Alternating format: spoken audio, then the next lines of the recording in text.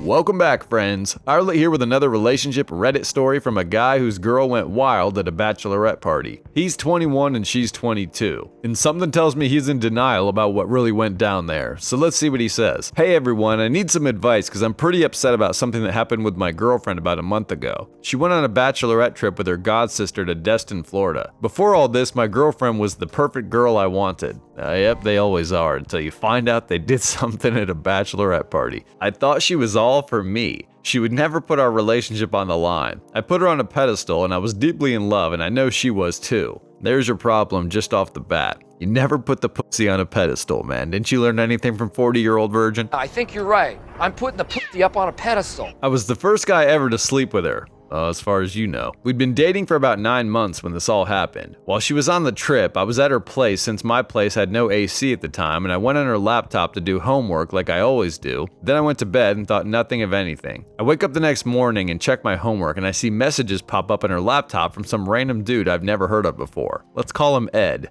Uh-oh, Ed was getting it in. So basically this is how it went down. It starts off with a group chat of my girlfriend, my girlfriend's sister, and Ed. My girlfriend was the one who started the group chat because it looks like she was the first one to message saying hi. The guy literally responds with, "I can't wait to put my babies inside of my girlfriend's name." I couldn't believe my eyes. Basically the whole convo is about how the guy thinks my girlfriend is hot and how he wants her to come over, and the sister saying how the guy and my girlfriend would make cute babies. I've said it before and I'll say it again. Their friends always know and they almost always encourage this stuff. Or in this case, her sister. The guy does know my girlfriend has a boyfriend because she tells her that she should leave me for him. So I'm assuming my girlfriend told him about me when they met. The guy called me a loser and all my girlfriend said was no.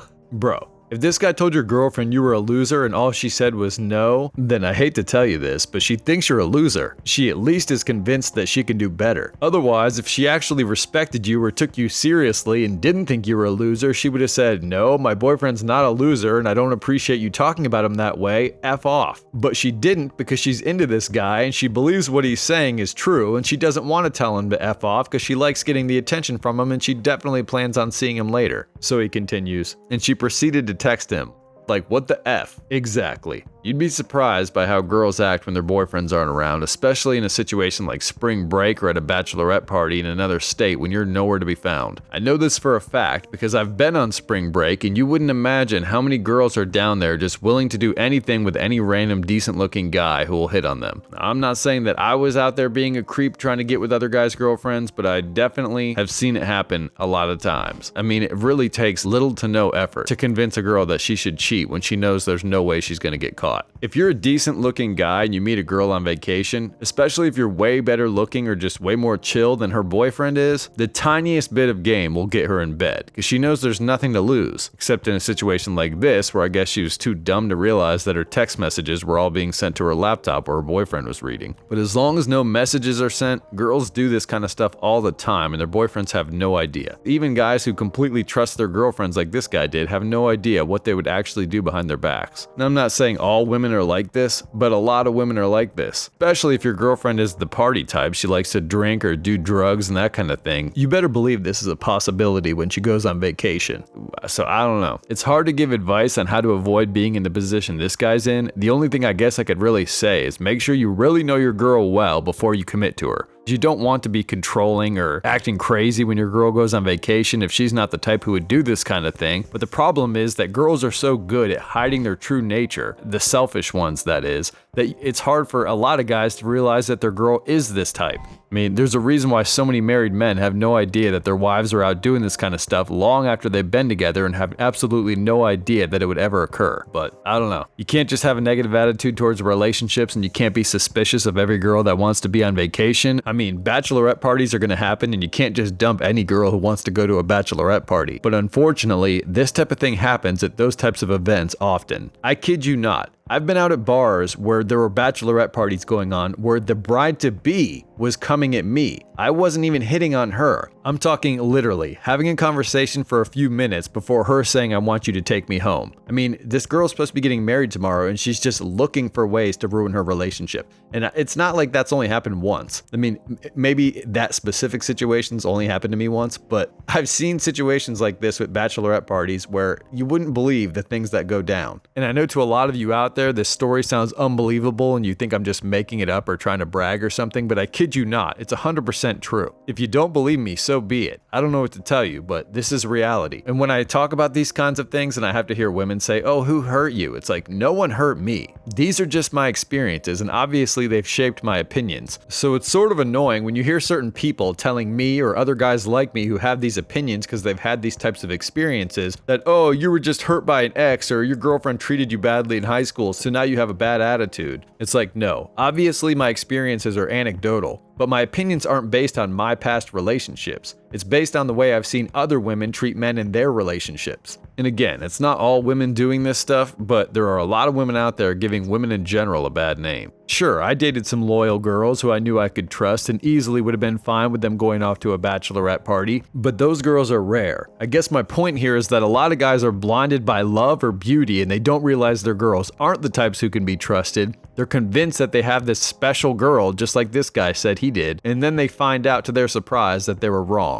And I'm not saying that men aren't the same way. Men who can cheat will cheat, but you're typically as faithful as your options, and women have way more options. But anyways, just try your best to make sure the person you're with is someone you can actually trust. Don't ignore red flags or be blinded by their beauty or your love for them. Back to this story. My girlfriend wasn't flirty once in the messages. She was just saying stuff like, oh, stop, and no, like short answers. But the fact that she kept texting the dude after knowing what he wants to do with her makes me sad. Yeah, I hate to say this, man, but you should be sad, because even though she wasn't necessarily flirting back, she kinda was when she wasn't putting a stop to it. And this is the pathetic thing about a lot of women, is they might not go all out and flirt with the dude, but by not stopping him, she's encouraging him to continue. And all this is gonna lead to is her cheating. I mean, if she was totally against the stuff this guy was saying, she would say, no, that's disrespectful, I have a boyfriend and I'm not gonna put up with it, or she would just ignore him. But she likes the attention, and if she likes getting the attention through text, there's a good chance she's gonna like getting physical attention in person. If she generally has the attitude of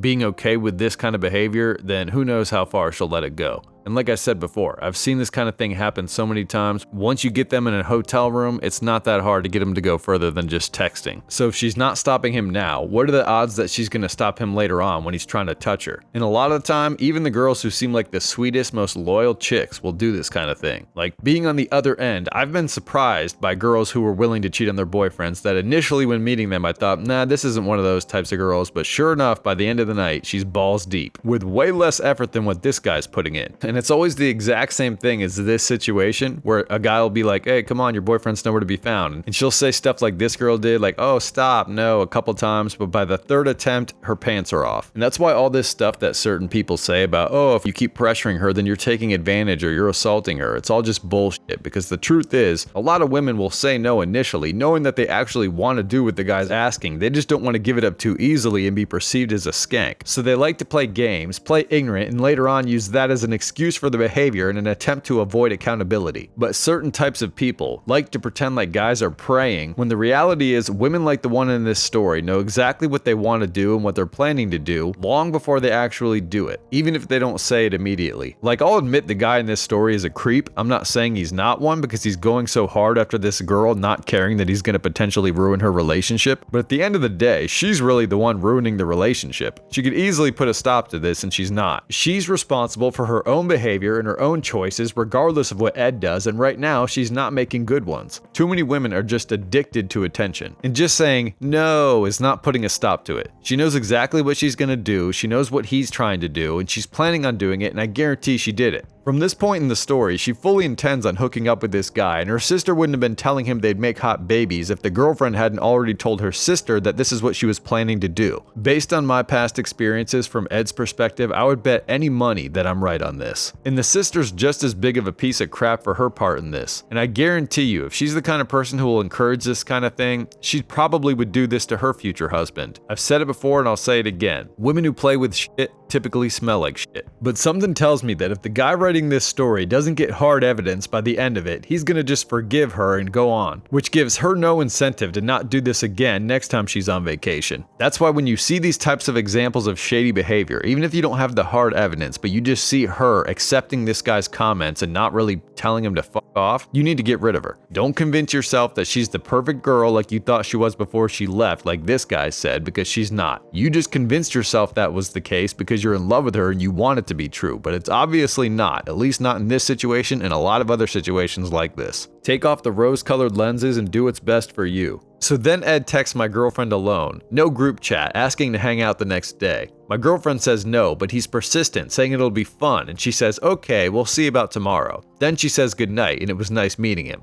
See, what did I tell you? All it takes is asking a couple times and the girl eventually will fold and do what she wanted to do in the first place without seeming too eager. And I know there are probably a lot of people out there who want to come at me and say, oh, well, what is she supposed to do? It keeps bugging her. She's probably just saying okay to appease him to get him to leave her alone. No. If she wants him to leave her alone, just block him. He's a stranger. There's no reason why you need to encourage this or entertain it. And that's what she would do if she didn't like the attention or plan on hanging out with him. So he continues, this is where I might have messed up. I confronted her over the phone about it. At first I asked her how her night went, hoping she would say something about it, but she never did until I sent her the messages from her laptop. Bro, you did fuck up. What the hell? She said I was overreacting at first and that it was just some random loser guy trying to get her to sleep with him. Here we go. Typical gaslighting tactics, trying to make the boyfriend feel like he's just insecure and she did nothing wrong. Then once she realized I was furious, she admitted to being in the wrong. She came back and I broke it off. Oh man, he actually did break it off. Nice. She says she wasn't going to do anything with the guy or meet up. She says it was all talk and it was just a big joke to her and her sister who thought it was funny.